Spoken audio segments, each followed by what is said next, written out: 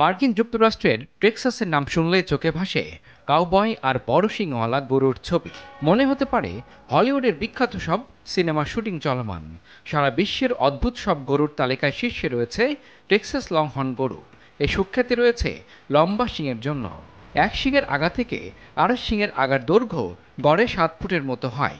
Guinness রেকর্ডটি অবশ্য পঞ্চনামের একটি টেক্সাস লংহর্নের। আলাবামার পোপে পরিবারের গরু এটি। এক শিংয়ের ডগা থেকে আরেক শিংয়ের ডগার দৈর্ঘ্য 10 ফুট 7 ইঞ্চি ছিল। নিজেদের বৈশিষ্ট্য সবার সামনে তুলে ধরতেই আয়োজন করা হয় বিভিন্ন প্রদর্শনীর।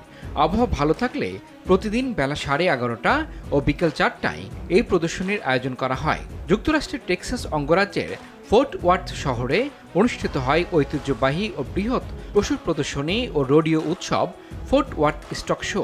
এটি কেবল একটি প্রাণী সম্পদের প্রদর্শনী নয়, বরং একটি সাংস্কৃতিক উৎসব যেখানে পশ্চিমা জীবনধারা, কৃষিভিত্তিক ঐতিহ্য ও আধুনিক বিনোদনের অপূর্ব সমন্বয় লক্ষ্য করা যায়। কালার এক্সপার্ট, জর্জ স্যাপ এবং মাইল্ড অন হ্যান্ডস টেকনোলজি সমৃদ্ধ অরিক্স ক্রিস্টাল ওয়াশ আপনার লন্ড্রি এক্সপার্ট।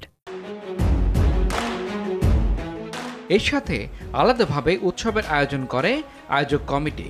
প্রতি বছরই জানুয়ারির মাঝামাঝি থেকে ফেব্রুয়ারি শুরু পর্যন্ত এই উৎসবটি অনুষ্ঠিত হয়। 2025 সালে এটি 17 জানুয়ারি থেকে 8 ফেব্রুয়ারি পর্যন্ত আয়োজন করা হয়।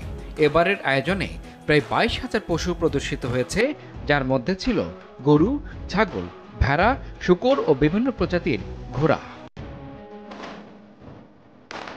প্রতিযোগিতার অংশ হিসেবে থাকে রোডিও শো, যেখানে কাউবয়রা দক্ষতা প্রদর্শন করেন। এছাড়া থাকে লাইভ মিউজিক, বাচ্চাদের জন্য ইন্টারেক্টিভ সেশন, 4 একর জুড়ে বাণিজ্যিক প্রদর্শনী এবং একটি জমকালো কার্নিভাল। আর এর অর্থনৈতিক গুরুত্বও কম নয়। এবছরের আয়োজনে প্রায় 12 লাখ দর্শনার্থী অংশগ্রহণ করেছেন, যা আগের বছরের তুলনায় 10.5 ভাগ বেশি। বিশ্লেষকদের মতে এই মেগা ইভেন্টটি প্রতি বছর ফোর্ট ওয়ার্থ শহরে অর্থনীতিতে প্রায় $150 মিলিয়ন অবদান রাখে।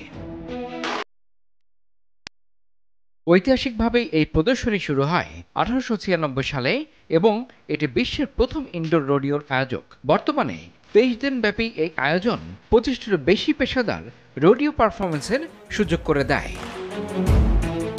ইমরুল হাসান, RTV।